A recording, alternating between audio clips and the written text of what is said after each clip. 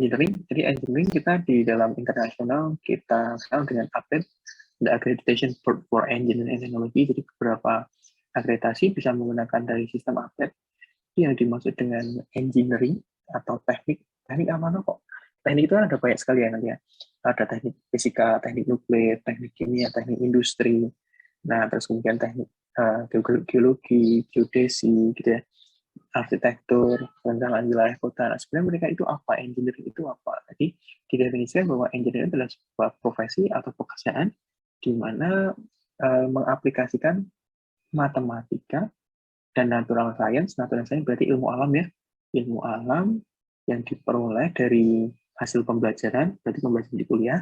Experience berarti dari pengalaman kerja praktek atau magang di industri atau pekerjaan di industri, ya, dan praktik di mana diaplikasikan dengan judgment. Apa itu judgment?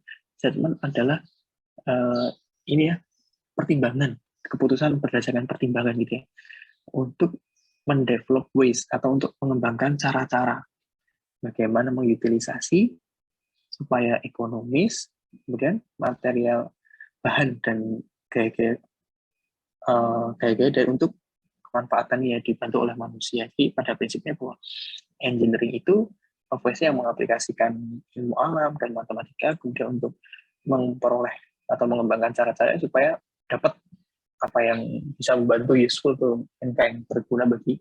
Nah, jadi misalnya kita sebagai teknik kimia, kita punya bahan baku ya, punya bahan baku, bagaimana mengolahnya. Nah, kalau mengolahnya sekolah UMKM mungkin relatif gampang, ya kan? Tapi ketika UMKM kan skala kecil ya, skala rumahan gitu ya, skala kelompok tertentu satu RT. Tapi ketika kita aplikasikan ke industri yang kapasitas besar, jadi misal ternyata pabrik mesin wafers gitu ya, pabrik mesin wafers. Nah itu engineering kita perannya banyak sekali itu, baik itu teknik mesin untuk pengolahan prosesnya, ya kan, teknologi pertanian dan pangan, teknologi pangan dan hasil pertanian itu juga masuk, ya kan, teknik kimia juga masuk, elektro masuk, industri masuk. Nah ini semuanya adalah bagian dari kesatuan engineering. Jadi engineering itu solve the problem, bagaimana caranya menghasilkan suatu material yang berguna bagi manusia. Tentunya dengan kapasitas yang bisa mulai dari kecil sampai dengan yang besar. Nah, kemudian salah satu contohnya kalau chemical engineering, kalau tadi engineering diakreditasi oleh APET, ya kan, the Accreditation Board for Engineering and Technology, kalau di chemical engineering kita juga punya international untuk accreditation-nya, itu akreditasi internasional, yaitu dari IC atau American Institute of Chemical Engineering. Nah, jadi IC ini ada juga dari Inggris, kalau dari Inggris namanya ICME gitu ya, International Chemical Engineering. Nah, itu chemical engineering kita teknik kimia itu didefinisikan sebagai application of physical principle. Nah, aplikasi dari prinsip-prinsip fisika ya. Nah, kita prinsip fisika apa aja? Ada fisik, chemistry, biology, and mathematics. Jadi, ini natural science-nya itu tadi, ya kan? Mengaplikasikan ilmu-ilmu alam, gitu, terus ditambah dengan ekonomi dan humanity. Jadi, ada pertimbangan tambahan itu adalah ekonomi, terus kemudian humanity, kemanusiaan, for changing material, untuk mengubah bahan to be more valuable product, menjadi produk yang lebih bermanfaat. Nah, dalam artian seperti ini. Contohnya paling analoginya, Indonesia punya mineral ilmenit atau FeTiO3. FeTiO3 kita ingin ambil TiO-nya. Nah, Fe atau FeTiO3 atau ilmenitnya itu ternyata berlimpah, kita ambilkan sebagai bahan baku. Itu bahan baku kalau pasir dijual murah sekali, satu truk cuma berapa ratus ribu gitu ya. Nah, tapi ketika kita sebagai engineer lihat bahwa di situ ada potensi TiO-nya, titanium oxide-nya, ya kan? Nah, berarti kita bisa mengambil TiO-nya yang dijual besinya. Caranya gimana? Nah, caranya itu adalah dengan mengaplikasikan ilmu natural science tadi atau physical principle-nya. Bagaimana ya mengambil TiO-nya? Wah, kita bisa pakai sistem ekstraksi. Nah, seperti itu. Maka itu kalau kita sebagai chemical engineering, mesti kita mulai dari skala lab-nya dulu, ya kan? Makanya kuliah awal atau kuliah di awal itu membahas tentang dasar-dasar gitu ya. Kemarin ada praktikum dasar, kemudian wah ini praktikumnya ini. Nah itu kan sebenarnya kita berjalan dari small simple system dulu. Jadi dari kerja di laboratorium.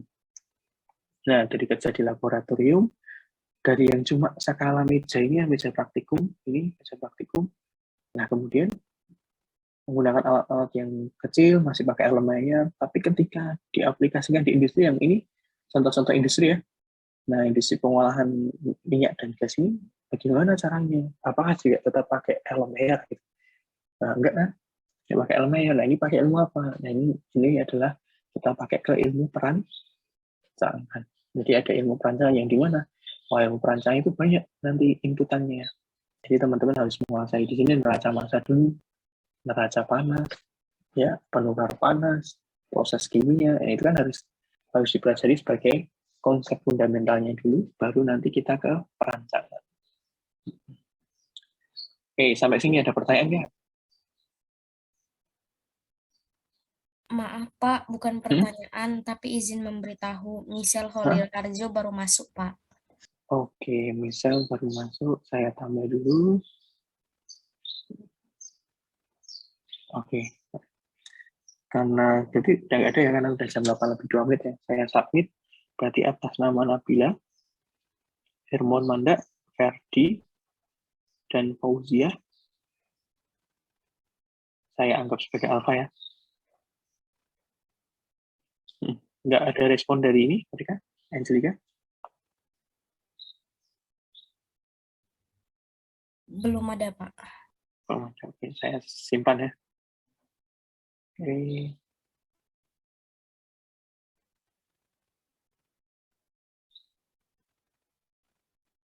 Nah, untuk kalian nanti saya akan tanyakan ke ini ya, ke bagian pengajaran. Mohon maaf Pak, di Zoom ini Fauzia Ulfa sudah hadir Pak? Ada namanya Fauzia Ulfa. Iya Pak, Ya. ternyata baru datang Pak. Barusan? Sebentar.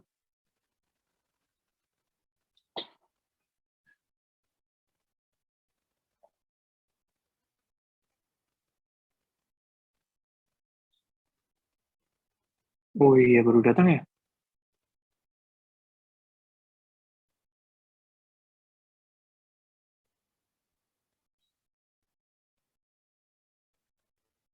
Fauzia Ulfa Ajrimi ya? Iya Pak. Waduh, udah saya submit tadi jam 8.01, 8.02. Oke, lain kali on time ya. Ini karena sudah saya submit, jadi nggak bisa ini. Mohon maaf ya, tapi nggak apa-apa, silahkan ikuti kelas. Nanti saya coba sambil tanya ke ini. Saya edit bisa nggak? Oke. Baik, saya lanjutkan.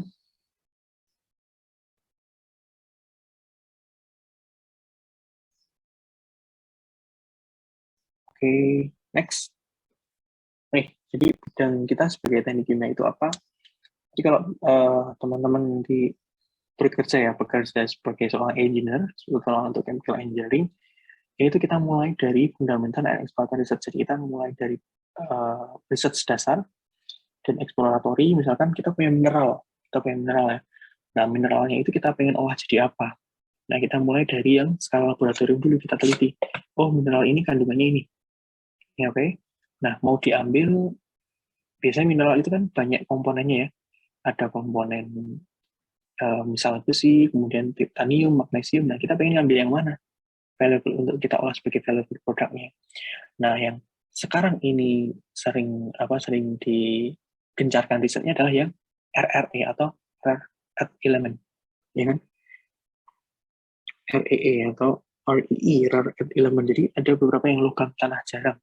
Itu kan dia yang jumlahnya dalam mineral itu sedikit, tapi dia ketika kita ambil itu bisa menjadi valuable product yang harganya bisa sampai 1000 kali lipatnya dari harga barang ketika yang padat ini ya, yang bahan bakunya. Nah, seperti FeTiO3 tadi, ilmenit FeTiO3 ya. Nah, ilmenit itu ketika dijual pasir besinya harganya cuma 1000 per kilo misal. Tapi ketika diambil TiO-nya, wah dia bisa sampai 100.000 atau per kilonya. Ini yang ada perbedaannya, karena kita changing material to be valuable product. Nah, oke, kita mulai dari sini, fundamental and exploratory research dulu, ya kan?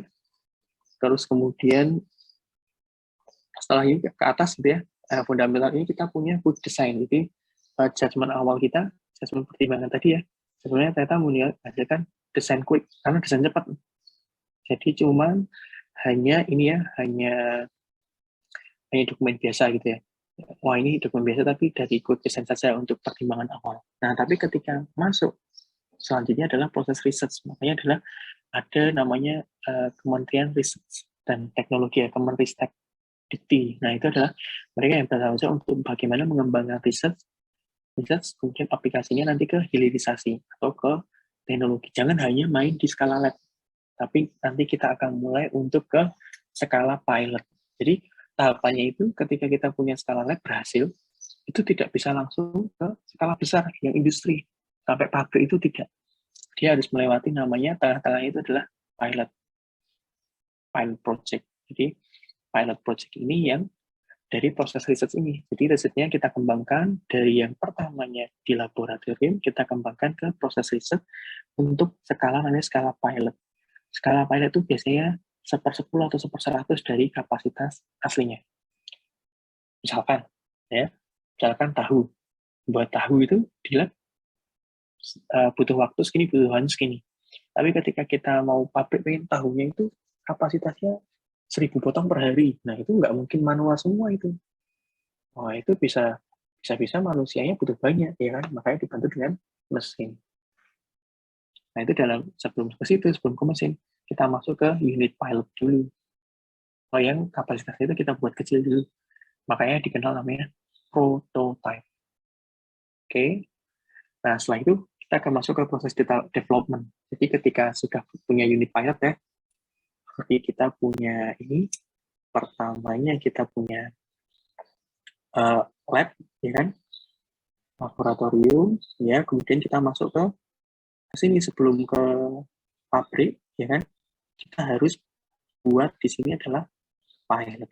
Pilot ini adalah bisa kita katakan sebagai prototype atau mini plan pengolahan maupun apapun gitu ya, secara umum seperti ini. Jadi dari hasil lab kita kembangkan dengan ilmu teknik buat jadi pilot. Setelah pilot kita masuk ke pabrik, gitu ya. Nah di sini setelah masuk ke tahap 2 ini, tahap proses research, kita masuk ke proses development. Proses development ini dari data pilot ini apakah belum tentu berhasil ini. Jadi ada kemungkinan di lab ini bisa aja ini berhasil ya. Di lab oke, berhasil ya. Tapi di pilot ini belum tentu berhasil. Ini karena kan berbeda ya.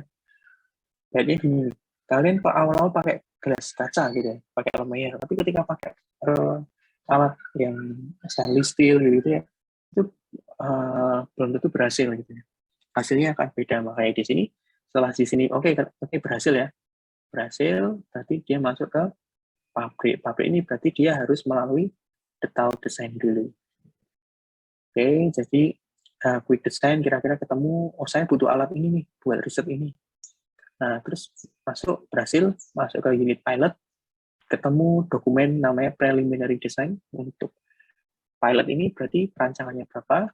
Nah, setelah ke proses development yang kita kembangkan, yang ini tadi 1/10 kapasitas atau 1/100 ya. Nah, kita kembangkan jadi ini kapasitas maksimalnya. Kapasitas perancangannya berapa. Jadi ternyata kita pengen buat 100.000 potong per hari. Nah ini kapasitas kecilnya itu cuma 100 atau 10 gitu. Kalau ini cuma 1. Jadi kita bertahap, pengembangannya itu bertahap gitu ya. Untuk melihat namanya proper ya loh hasil rancangan kita itu. Oke, nah setelah itu ke proses engineering. Nah, proses engineering itu setelah dapat ini kita akan bagaimana memaksimalkan potensinya lagi prosesnya. Masuk ke ekonomi analisis ekonomi, sudah jadi pabrik nih, sudah jadi ini ya, ini ditambah dengan pabriknya ini jangan-jangan kalau nanti scale up, ya kan, ini dari kapasitas 1 menjadi 10 menjadi 1000, nah itu kan berarti berhasil nggak dengan kita ditambah dengan untung nggak tahu pabrik kita kalau diriin pabrik itu, makanya ditambahkan dengan ekonomi analisis. Jadi makanya tadi kalau chemical engineering itu tidak hanya natural science, tapi juga juga menghasilkan menerapkan ekonomik dan humanity. Jadi kan ini jelas ya, kita menghasilkan pabrik itu pasti pabriknya bermanfaat bagi manusia ya. Jelas humanity-nya itu masuk. Nah, tapi juga ditambahkan dengan environment-nya. Jadi kita bikin pabrik jangan-jangan malah ini mencemari lingkungan, nah itu nggak boleh. Makanya ada aspek humanity-nya itu sebagai chemical engineer. Oke. Nah, setelah itu masuk ke project design and implementation. Ini pembangunan, terus masuk ke operasional. Nah, ini udah skala ini ya. Ini karena udah construction, ini berarti sudah masuk ke pembangunan. Oke. Setelah itu masuk ke pengoperasiannya. Nah, baru setelah itu market research engineering. Jadi pabrik kita ini yang sudah dihasilkan, berarti kan ini karena sudah masuk ke ini ya. Ini sudah masuk ke the real plan-nya ya. Real plan-nya, real pabriknya. Nah, dari real pabrik baru masuk ke ini kan menghasilkan produk. Nah, produknya itu diuji di pasaran. Oke, jadi ini nih bidang kita.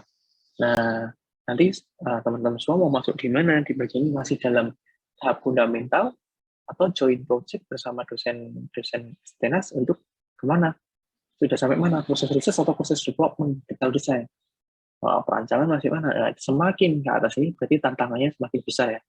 Tantangannya semakin besar. Jadi kalau yang sudah masuk bagian market research engineering ini, nanti juga kita dibantu oleh teman-teman ekonomi. Kalau construction, jelas kita dibantu dengan teknik-teknik yang lain. Mesin masuk, teknik industri masuk, teknik elektro masuk, sipil juga masuk, karena udah masuk ke construction.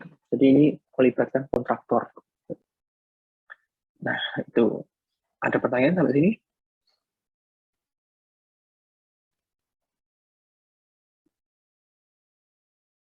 Ada pertanyaan?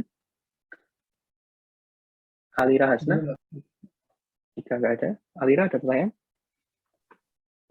Dari saya belum, Pak.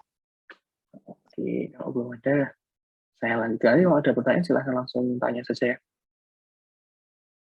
Baik, Pak. Saya lanjutkan. Sekarang kita masuk ke apa saja yang kita pelajari di setiap tahapan proses. Nah, di sini ini ya proses riset atau riset proses ya, riset proses yang sudah masuk ke skala unit pilot ya. Jadi tadi kita membuktikan lebih ke arah membuktikan ide proses. Kita pun sudah punya di skala lab tadi, ide proses ini bisa dilakukan secara komersial atau enggak, minimal skala unit pilot dulu. Yang kapasitasnya kita besarkan 10 atau sampai 100 kali lipatnya. Nah, di sini kan jadi akan berbeda, karena kan alatnya jelas berbeda. Alat di lab dengan alat di unit pilot itu kan berbeda ya. Nah, prototipe tadi, yang ke prototipe itu berbeda. Nah, skala komersialnya ini kondisi operasi yang bagus seperti apa. Nah, terus di sini sudah mulai masuk, karena sudah menghasilkan produk yang meskipun sedikit ya. Nah, kita tambah preliminary economic evaluation. Kira-kira, prototipe sendiri aja untung. Wah, jelas nanti bisa aja dari lainnya tadi bisa masuk. Gitu. Untungnya tetap dapat untung lebih berarti. Nah, terus kemudian yang ketiga ini kita bisa mendapatkan data dan informasi untuk perancangan skala pengembangan proses lainnya. Bisa kita lebih besar lagi, atau kita bisa mendevelop prosesnya. Jadi, ternyata ketika di skala pilot proses biasa kita kalau dalam pengolahan ya itu kan akan ada berbagai jalan ya. Oh, bisa melalui reaksi ini, bisa melalui reaksi ini. Nah, dari situ mana pilihan proses itu dipilih gitu. Nah, misalkan kalau proses pembuatan asam sulfat itu kan ada proses kontak ya. Ada dua jenis proses kontak dan proses kamar timbal atau bilik kamar itu. Nah, mana yang dipilih? Nah, berdasarkan apa? Berdasarkan judgment. Kita kenali dulu prosesnya apa, kita rancang masing-masing, kita lihat mana yang lebih cocok untuk didirikan di pengolahan kita. Ini bagian tahap 1 untuk riset proses. Apa yang kita temukan di sini adalah seperti ini. Kemudian yang tahap yang kedua adalah proses development atau pengembangan proses. Jadi untuk pengembangan proses tadi kita sudah melihat bahwa kita punya pilot plan, itu kan berarti sudah punya ini ya, sudah punya pilot plan yang bisa kita scale up lagi, gitu sudah kita coba. Ini kan dengan ini skala pilotnya sangat kecil, kita perbesar, kita buktikan ya, realnya ini seperti ini hasil rancangan, ini contoh hasil rancangan dari tahap proses development, mau dibantu dengan mesin ya, dengan teman-teman teknik mesin, contohnya alatnya seperti ini modelnya, ya kita realisasikan, kita uji coba lagi. Nah, dari data skala pilot ini nanti akan kita kembangkan ke project and design and administration ini. Nah, jadi di proses development kita melakukan 4 tahap ini, bisa merencanakan programnya, konstruksi unit pilotnya, gitu ya, operasikan unit pilot, terus kemudian korelasi dan presentasi data unit pilot. Jadi unit pilotnya kita tadi cocok nggak, gitu ya? Hasilnya sesuai nggak? Gitu. Nah, setelah itu tahap yang ketiga adalah proses engineering.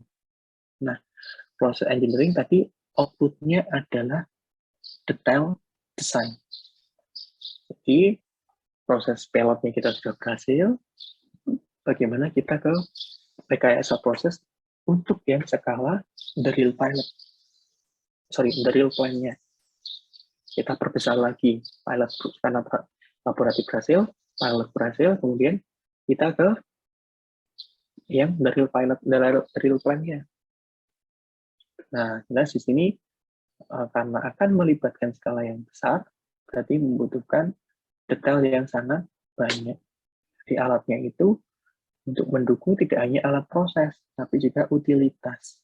Makanya nanti teman-teman ketika kerja praktek, nanti lihat pasti ada namanya proses plan atau pabrik pengolahannya, sama ada pabrik pendukungnya. Pendukungnya itu adalah utilitas. Yang mensuplai apa utilitas itu? Mensuplai air, mensuplai panas, mensuplai udara pengering. Nah, itu tuh di situ kita belajar itu. Jadi tidak hanya kita mikirin proses, tapi juga mendukung proses itu. Ya, kayak misalnya pabrik tahu itu. Oh, dia kalau kita mengolah bahan baku buat mencuci kedelainya, ya kan, itu butuh air sekian. Nah, siapa yang supply PDAM? Nah, kalau pabriknya gede banget, terus yang mensuplai siapa? Apakah PDAM? Nggak boleh. Kalau pabrik yang sudah skala besar, dia harus mensuplai airnya sendiri. Artinya dia bikin pabrik pengolahan air sendiri. Karena apa? Karena PDAM diatur oleh negara untuk ini ya, untuk memenuhi kebutuhan masyarakat, bukan memenuhi kebutuhan industri. Tuh. Nah, apa itu aktivitas di rekayasa proses? Dikenal namanya PFD atau proses flow diagram. Diagram alir proses ini. Flow diagram proses itu adalah namanya diagram alir proses. Jadi menunjukkan peralatan, instrumen, dan juga kondisi operasinya. Nanti akan saya perlihatkan yang dimaksud PFD itu seperti apa. Neraca massa overall, jadi yang tadi menerapkan setiap alat, karena ada beberapa tahapan ya, itu harus balance neraca massanya, dan juga neraca panasnya harus balance. Ya. Aktivitas lain itu bisa lihat kecepatan perhitungan pompanya, terus kemudian reaktornya, dengan ukurannya seberapa yang bagus, terus perhitungan proses pemisahan, kemudian pekerjaan utilitas gitu ya. Nah, utilitas tadi tadi saya sampaikan, ada air proses, air pendingin, ya kan? Steam itu adalah uap ya. Uap biasanya untuk menghasilkan listrik, turbin, atau untuk alat penukar panas, hot fluidnya, untuk memanaskan. Jadi manaskan apakah pakai gas? Ya belum tentu. Memanaskan bisa pakai fluida panas. Jadi kita buat itu fluida panasnya. Contohnya apa fluida panas? Steam. Gitu ya. Nah, kemudian ada tambahan utilitas adalah kebutuhan listrik. Nah, listriknya ini tadi apakah harus disuplai PLN atau dia harus bikin generator sendiri? Oh, dia harus punya pabrik listrik sendiri untuk mensuplai dirinya sendiri, pabriknya sendiri. Nah, di situ ada kebutuhan listrik. Jelas kalau ada pabrik listrik nanti butuh kebutuhan bahan bakarnya berapa. Nah, kita di engineer, kita udah masuk semuanya. Proses juga masuk, utilitas juga masuk. Makanya kita dibekali dengan mata kuliah pengolahan air limbah, ya. Kemudian bahan bakar atau kimia fisis itu kan mempelajari termodinamika itu kan mempelajari seperti ini gitu. Konversi bahan bakar, konversi biomasa menjadi bahan bakar. Gitu. Kemudian di tahap ini tadi ditambah dengan estimasi modal usaha dan biaya produksi, karena kan kita sudah milih alat, kebutuhan utilitasnya sekian, nah itu kan sudah masuk, udah bisa muncul modal usahanya itu berapa. Tuh. Oke, ini untuk tahap yang rekayasa proses atau proses engineering. Nah, kemudian masuk ke tahapan selanjutnya adalah economic analysis. Oh, ini slide-nya kurang atas ini. Economic analysis ini, ya. Economic analysis berarti masuk ke evaluasi ekonomi. Kalau seekonomi, kita sebagai engineer ada kan kuliah di ini, ada nggak, Angelica? Ekonomi teknik, Iya, pelajaran Pak. ekonomi teknik. Ekonomi teknik ada nggak di kuliah selama 4 tahun ini nanti?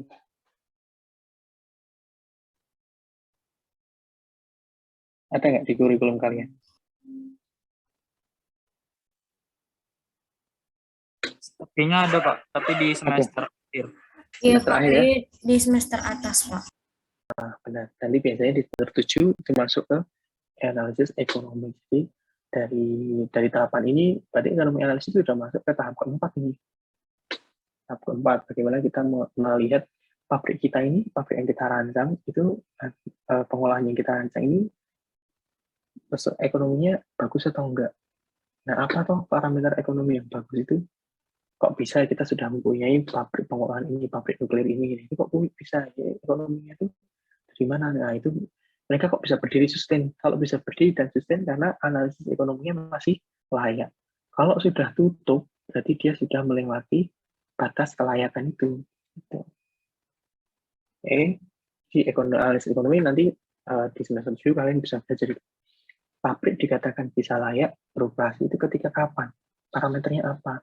Wah, nanti ada DCFRR, Discounted Cash Flow Rate of Return, Pay or Time, lama waktu bayarnya itu berapa, ya. Terus ada ROI, Return of Investment. Oh iya, nah di situ masuk ke situ, ekonomi analisis. Oke, di sini evaluasi project ya. Nah, beberapa project dosen, nah itu sudah masuk ke tahap ini, ekonomi analisis. Nah, nanti ketika sudah masuk ke tahap selanjutnya, yang tahap ini, nah, project design, wah ini sudah mengaplikasikan dari bawah tadi, dari lab, ini pilot berhasil, evaluasi rekayasa prosesnya berhasil, evaluasi layak, masuk ke tahap plan project design, dan construction-nya ini. Nah, jadi masuk ke tahap ini sudah masuk ke pembangunan ya. Nah, di sini sudah melibatkan banyak, lebih ke kontraktor, jadi makanya ada perusahaan kontraktor, nah karena dia yang sudah tahu ya, dan sudah berpengalaman untuk membangun pabrik. Makanya beberapa lisensi itu ya, pengolahan proses atau pabrik itu mesti mendatangkan orang asing. Kenapa? Karena mereka bisa yang punya lisensinya sudah paham. Tapi kita sebagai yang research, kami dosen, researcher, BRIN, gitu, kita banyak belajar, dituntut untuk kita harus bisa mandiri. Nah, gitu kita. Makanya kita ini ya join collaboration dengan perusahaan lain dan perusahaan untuk kita mengambil ilmu dari mereka. Nah, ketika sudah masuk ini tahap construction ya, nah berarti tahapannya juga lumayan banyak ini. Banyak ini hanya beberapa aktivitas yang ini ya, dari penjadwalan, kemudian sampai ke pelelangan, ya kan? Terus sampai ke kedatangan alatnya, bagaimana QC-nya, quality control-nya, inspeksinya itu bagaimana. Nah, terus koordinasi kerja dengan pihak lain. Berarti kan di sini akan melibatkan Pemda juga, pemerintah daerah, atau pemerintah pusat untuk membangun pabrik ini. Itu. Sampai tahap ini, terus dia pengawasan supaya dia sampai bisa dibangun. Oke. Ini untuk tahap project design, dari data-data yang tidak ada, basic data tadi, baik itu di tahap laboratory research, proses research, proses development, unit pilot, proses engineering, dan ditambah dengan evaluasi ekonomi ini masuk ke pembangunan, construction, dan project design. Oke, nah kemudian ke tahap 6 dan 7 itu nanti ada operational engineering. Jadi sudah pengoperasian peralatan proses secara komersial ya. Nah, di sini makanya ada kita akan butuh ketika sudah berjalan itu adalah butuh operator. Operator yang kenapa? Dia yang mengoperasikan alat. Sebenarnya mereka adalah operational engineering. Nah, ditambah dengan kita sebagai rekayasa engineering atau orang proses engineer. Ya, proses engineer, kita sebagai proses ini kita yang tahu proses. Ini loh Pak caranya biar supaya maksimal itu, suhunya kita ubah, tekanannya kita ubah, atau aliran prosesnya kita percepat. Nah, ini adalah kita sebagai proses engineer. Kita memastikan bahwa proses dalam yang di dalam pabrik itu berjalan. Konversinya tinggi, atau sehingga konversinya tinggi, berarti kan produk yang dihasilkan tinggi kan. Nah, kita menjaga ya, produknya ini sudah tinggi sesuai spek. Nah, kalau nggak sesuai spek, berarti kita merubah lagi prosesnya. Misal, kan, ini analoginya, kita punya garam, ya kan? Garam dari air laut, diproses sama petani garam, ya kan? Nah, tapi mereka dengan proses tradisional. Nah, bisa nggak tuh prosesnya itu kita modernisasi pakai teknologi? Caranya gimana? Nah, ini sedang dikembangkan. Nah, dan PR-nya apa? Pakai teknologi ditambah. Nah, jangan-jangan garam ini sesuai nggak tahu kualitasnya dengan ketika pakai tradisional, gitu kan? Nah, makanya itu kalau di bidang pangan, ketika sudah masuk mesin, kadang rasa berbeda. Ya. Nah, kalau orang-orang zaman dulu atau orang-orang tua kita mesti selalu bilang gini, wah, kalau udah pakai alat tuh rasanya beda gitu ya. Atau makanan kalau diulek sama di blender tuh sambelnya beda rasanya. Nah, itu kan sebenarnya juga ada benernya, karena di dalam proses tradisional itu ternyata ada ini ya, ada perilaku tangan yang mempengaruhi dari entah itu bentuknya, entah itu prosesnya ngeprek sambal dengan di blender itu kan berbeda kan. Itu yang membedakan kita rasanya seperti itu. Nah, itu analoginya bagaimana juga ketika di laboratorium dengan tangan peneliti, ketika di scale up, wah ini scale up kan nggak ada tangan peneliti lagi, udah pakai mesin semuanya. Itu sesuai dong. Nah, kemudian market research engineering lebih banyak. Nanti kita juga engineer masuk karena kita juga belajar ekonomi teknik, dan juga nanti kita dibantu dengan teman-teman dari ekonomi dan juga teknik industri. Makanya teman-teman kalau nanti project collab bareng itu, mereka yang teman-teman sipil, teman-teman industri banyak bekerja di, banyak mengevaluasi kelayakan. Oke, sampai sini ada pertanyaan?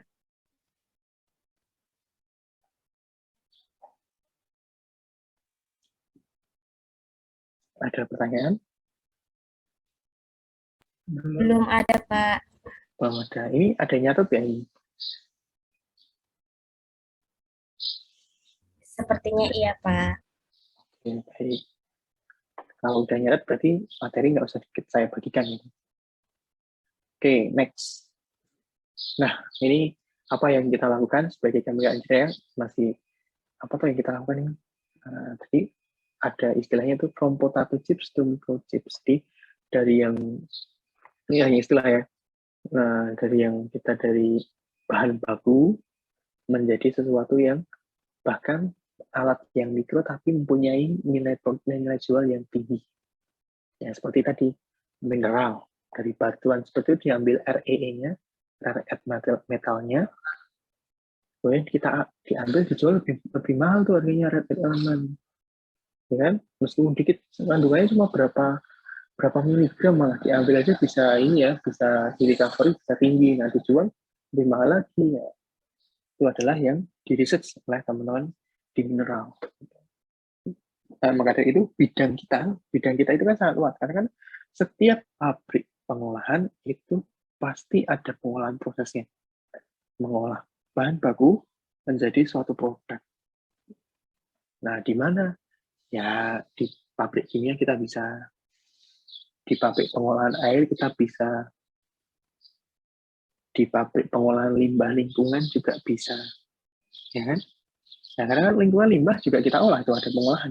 Bagaimana mengolah limbah ini menjadi aman untuk kita buang ke lingkungan. Terus perusahaan makanan dan minuman, ada perusahaan energi, Pertamina, kemudian ada Pertagas gitu ya, ada pada LNG.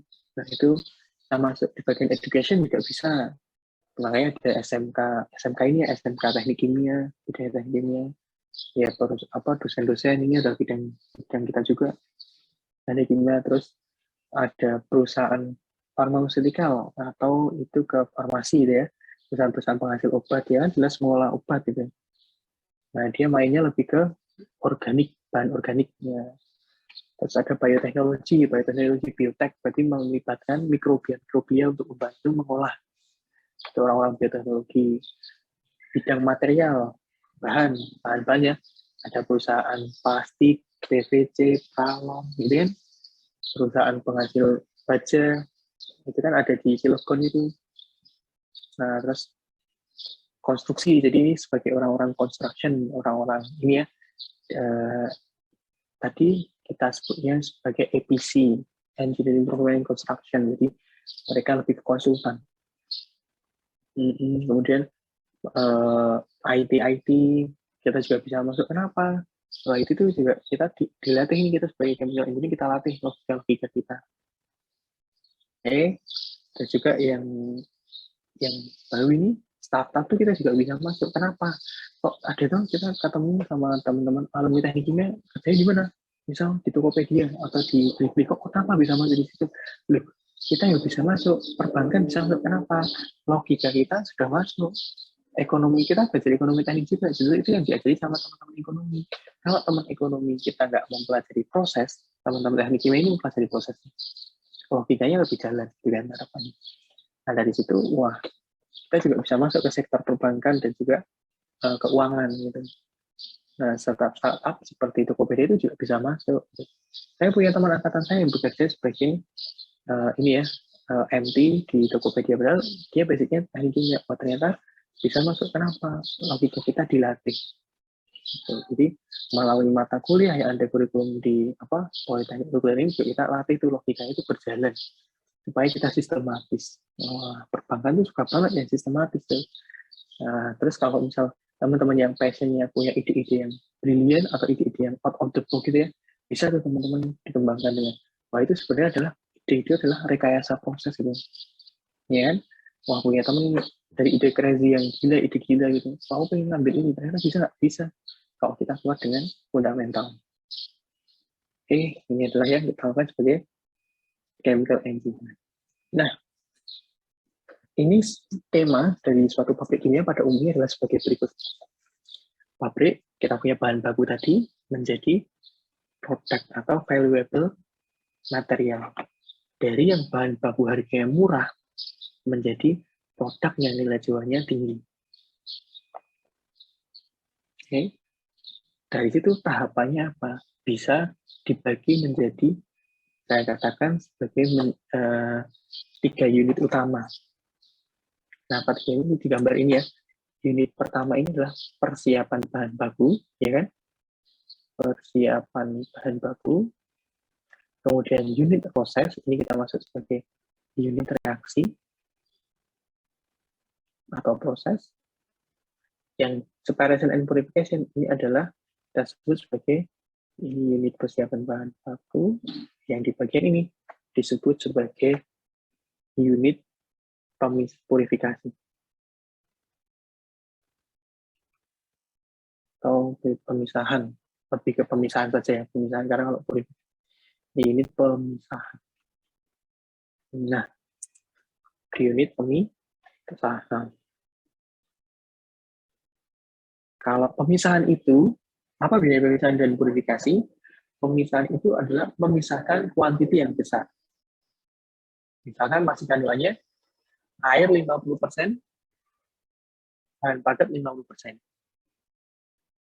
Sama-sama gede, masih 50-50. Kalau purifikasi itu, dia lebih sedikit kandungan impuritisnya. Misal tadi, kita pengen mengeringkan bahan ya, mengeringkan kayu misal.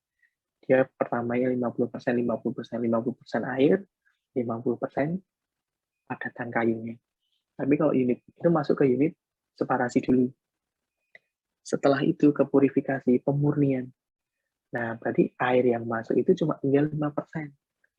Pengen kita hilangkan airnya. Nah, kan berarti perbandingannya tadi 1-1, sekarang 5:95 itu masuk ke unit purifikasi. Jadi purifikasi adalah pemisahan yang lebih sedikit menghilangkan impurities atau pengotor yang lebih sedikit. Itu dimasuk ke ini. Jadi ini yang dimasuk dengan ini ya, kebagian untuk feed preparation, pengolahan skema pengolahan untuk pabrik kimia. Secara umum dibagi jadi 3 tahapan prosesnya. Siapan bahan baku, reaksi, proses, dan kemudian proses pemisahan. Pemisahan bisa separation dan juga purification. Nah, dalam inputan ini rata masanya, berarti kita masukkan bahan baku, kemudian menghasilkan limbah ya, dan juga menghasilkan produk. Jadi misalkan kita masukin 10 kilo di sini. Nah, berarti gimana caranya limbah, dan juga produk ini hasilnya juga 10 kilo. Harus sama, harus balance. Makanya disebut sebagai neraca massa. Pembagiannya gimana ya? Terserah gimana caranya. Sebisa mungkin, kalau ini produknya harus lebih banyak dibandingkan sama limbah-limbahnya. Kalau kita pengen untung semaksimal mungkin, berarti kan produknya harus banyak dari bahan bakunya. Produknya banyak, harganya lebih tinggi, ya kita untung banget. Ya. Nah, terus kemudian kalau neraca massa, kita menghasilkan energi. Ya, kita masukkan energi. Nah, nanti misalkan, ini misalkan bahan baku butuh alat reduksi. Alat reduksi, misalnya alat reduksi itu adalah size reduction itu ya, size reduction contohnya adalah grinder, ya kan? Terus juga ada jaw crusher, pengolahan untuk pengolahan bahan mineral itu untuk dikecilkan dari batuan, pakai jaw crusher dulu, kemudian nanti pakai hammer mill. Nah, nanti masuk ke unit reaktor. Di reaktornya jelas reaksi kimia biasanya kan pakai panas loh itu. Nah, ini suplainya dari mana? Dari energi. Pakai listrik juga, ini energi. Dan seterusnya. Nah, ini yang secara yang dihasilkan input outputnya itu. Nah, nanti tidak hanya sebagai limbah-limbah itu kan, jadi ada 3 jenis ya limbahnya tadi ya, waste-nya tadi. Di sini waste-nya itu ada beberapa kriteria, ada jenisnya itu. Ada emisi gas, limbah gas kita sebut sebagai emisi. Ya. Jangan bilang sebagai teknik kimia bilang gini, wah itu pabriknya menghasilkan limbah gas. Oh bukan, bahasanya bukan limbah gas itu. Bahasanya adalah emisi gas. Nah, emisi gas itu ada beberapa jenisnya itu. Ada gas CO2, CH4, N2O sebagai gas penyebab pemanasan global. Ya. Pemanasan global. Nah, ada juga gas-gas ini ya. Ada gas-gas pengisian ozon. Nah, gas pengisian ozon itu adalah CFC, HCFC, pengisian ozon. Hujan asam itu ada SOX dan NOx. Nah, hujan asam ini pernah terjadi sejarahnya di Inggris ketika ini ya industrialisasi ya. Nah, dari yang itu sempat didemo di tahun berapa itu 1800-an karena mereka pertamanya pakai manusia, kemudian sudah mulai masuk teknologi robot gitu ya. Nah, itu jadi terjadi agak banyak ternyata dengan memanfaatkan teknologi itu menghasilkan emisi, menghasilkan limbah yang itu jadi tidak lingkungannya itu berpengaruh. Dulu namanya kalau sejarahnya itu Renaissance itu. Kalau nanti bisa dibaca itu sejarah perkembangan pabrik itu bagaimana atau pertamanya dari mana. Nah, karena dulu bahan bakarnya pakai batu bara, nah itu batu bara itu kan mengandung sulfur sama nitrogen ya. Ketika dibakar ketemu oksigen, ya kan? Sulfur ketemu oksigen, S ketemu O2 ya, jadi SO2 atau SO3 itu. Terus nitrogen dibakar ketemu oksigen ya, nitrogen ketemu oksigen, N2 ketemu O2 jadi NOx. Nah, mereka adalah yang menyebabkan hujan asam. Makanya dulu banyak terjadi karat di mana-mana. Mobil-mobil cepat karatan di Inggris loh, karena dia sudah mulai masuk industri menggunakan bahan bakar, batu bara mempunyai sulfur dan oksigen, sulfur dan nitrogen, ketika dibakar itu menjadi SO2 dan NO2 itu. Nah, terus hujan asam. Tuh. yang sekarang dikerjakan orang-orang lingkungan itu adalah bagaimana industri itu harus menjaga supaya emisinya itu seminimal mungkin, ya kan? Limbah cairnya juga seminimal mungkin. Nanti supaya airnya itu tetap terjaga, ya kan? Sungainya tetap terjaga, tanahnya tetap terjaga. Ya, limbah padatnya ini dibuang ke landfill, dibuang ke tempat pembuangan air, tapi aman nggak dibuang ke sana? Oke, ya, inputannya berarti yang tadi ada bahan baku, bahan pendukung itu adalah misalkan tadi kita ingin mengambil elemen diekstraksi, berarti kan butuh solvent, ya kan? Berarti butuh solvent ini menghasilkan produk. Tentunya ditambah dengan energi. Di sini kita belajar neraca massa dari bahan baku yang masuk berapa, bahan pendukung kamu menjadi produk. Oke. Terus, nah tadi ini adalah untuk yang skema contoh dari pabrik kimia.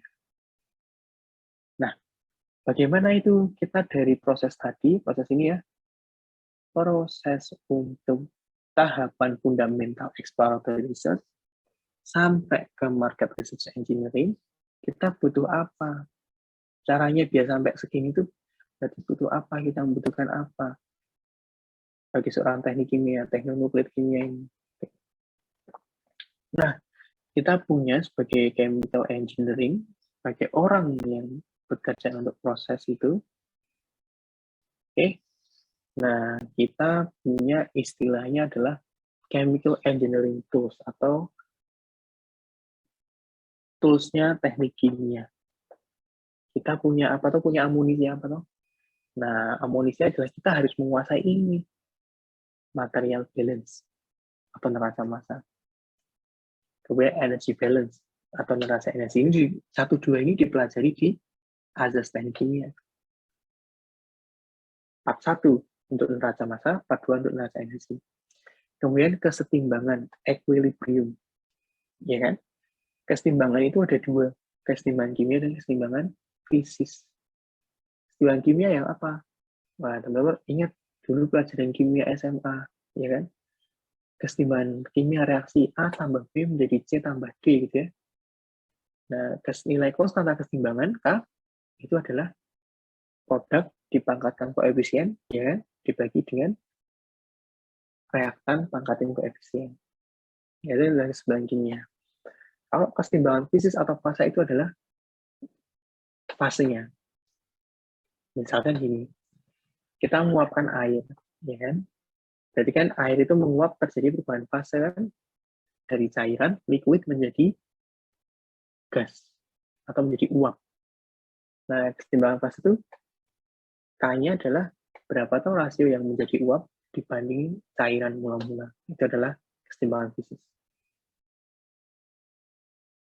Nah, kemudian ada proses kecepatan atau rate processes. Nah, kalau kesetimbangan kimia tadi belajarnya gimana? Di termodinamika. Ada nggak kuliah termodinamika? Ada, Pak. Ada. Ya kan, ada. Nah, itu nanti kalian mempelajari tools yang ketiga ini. Kemudian 4, proses kecepatan atau rate processes. Rate processes juga ada dua itu. Rate processes terhadap chemistry, terhadap kimia. Kecepatan reaksi kimia yang mana? Yang itu loh. K kalikan kecepatan reaksi, V. Dan kalau di SMA, V sama dengan K kalikan A pangkat koefisien, B pangkat koefisien. Nah, itu adalah rate processes. Untuk yang chemistry, untuk yang kimia. Untuk chemicalnya. Sedangkan untuk fisisnya bagaimana? Nah, fisisnya itu dilihat dari transfer massa, transfer panas, dan transfer momentum. Nah, rate processes nanti dipelajari di kuliah biasanya semester 5 ini. Terus kecepatan ini ambil termo itu rate processes ambil ke kecepatan reaksi kimia ini. Nah, nanti ada kuliah teknik reaksi kimia atau yang sinonimnya itu ya, yang berbau untuk reaksi kimia. Itu dipelajari di adalah proses kecepatan. Terus ekonomi 5 itu kan economics itu tadi di semester 7 dan semester akhir dipelajari ini kan betul kayak kita sebagai chemical engineering. Kurikulumnya kita kan berarti urut dari anak bawah nih tingkat 1 masa neraca energi, tingkat 2 belajar equilibrium, tingkat 3 belajar processes, tingkat akhir belajar ekonomi, dan juga yang terakhir humanity. Humanity nanti ada namanya engineering ethic ya. Jadi engineering itu apa? Bagaimana kita etikanya untuk melakukan suatu riset, atau etikanya untuk kita berperan itu bagaimana. Katakanlah gini, ada suatu bahan baku itu mempunyai kandungan, misalnya kandungan mineral yang misal mempunyai kandungan bahan yang bagus, bisa banyak gitu ya, bagus dan banyak. Nah, tapi bahan itu digunakan untuk makanan. Sudah digunakan untuk makanan. Nah, boleh nggak kita sebagai engineer? Enggak. Ya, jadi yang tetap jadi prioritas adalah salah satu etika untuk prioritas kita adalah kita mengolah dari bahan baku yang tadi garis bawah adalah non-valuable product. Bahan baku yang nilai jualnya itu rendah, nggak dimanfaatkan. Apalagi dari limbah itu sangat bagus sekali. Menjadi to be valuable product. Nah, kalau dia bahan bakunya sudah digunakan untuk makanan, jangan digunakan. Ya udah, biarkan untuk makanan saja. Oke, untuk makanan saja kan selesai, beres gitu ya. Nah, jangan sampai kita menggunakan bahan baku yang misal singkong gitu ya, kita olah, dia udah diolah jadi chips, diolah jadi ini, dia jadi ketelanya sudah diolah jadi keripik, sudah diolah jadi ini. Nah, mau kita manfaatin ketelanya buat jadi sumber bioenergi, ya jangan.